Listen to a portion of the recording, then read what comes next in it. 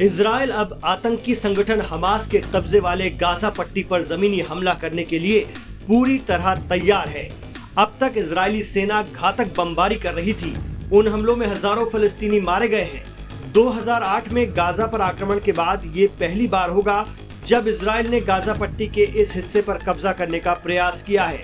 प्रधानमंत्री Benjamin Netanyahu ने अपने नागरिकों पर घातक हमले के बाद हमास को खत्म करने की कसम खाई है।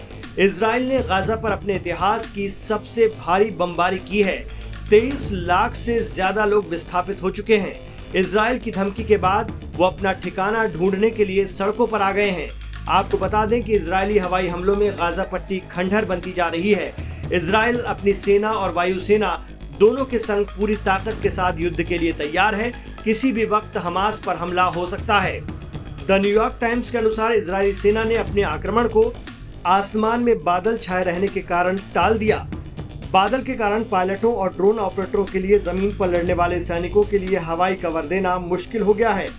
इससे पहले इजरायली सेना ने आतंकवादियों और हथियारों वाले इलाकों को साफ करने और अपने लापता नागरिकों का पता लगाने के लिए पिछले 24 घंटों में गाजा में छापे मारे। हमास पर आक्रमण करना इजराइल के लिए उतना आसान नहीं है।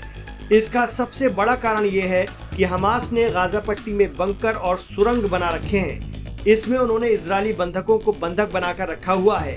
गाजा के नीचे हमास की भूल भुलैया सुरंगें इजरायली सेना के लिए एक बड़ी चुनौती हैं। विशेषज्ञों ने चेतावनी दी है कि अगर जमीनी हमला शुरू किया गया तो इजराइल अपनी मारक क्षमता की श्रेष्ठता खो देगा।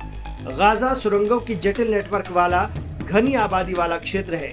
एक इजरायली सैन्य प्रवक्ता ने हाल ही में कहा कि वो सुरंग नेटवर्क के कुछ हिस्सों पर हमला कर रहे हैं, लेकिन ये एक भीषण लड़ाई होगी।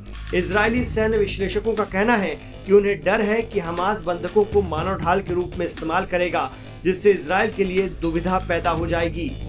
इससे पहले विश्व स्वास्थ्य संगठन ने एक सख्त चेतावनी जारी की है, जिसमें कहा गया है कि दक्षिणी गाजा में पहले से ही भरे हुए अस्पतालों से मरीजों को निकालना अविनाशकारी हो सकता है। WHO ने इस बात पर जोर दिया है कि गाजा में स्वास्थ्य सेवा प्रणाली पहले से ही पतन के कगार पर है और मरीजों की अतिरिक्त आमद इसे पूरी तरह से प्रभावित कर सकती है।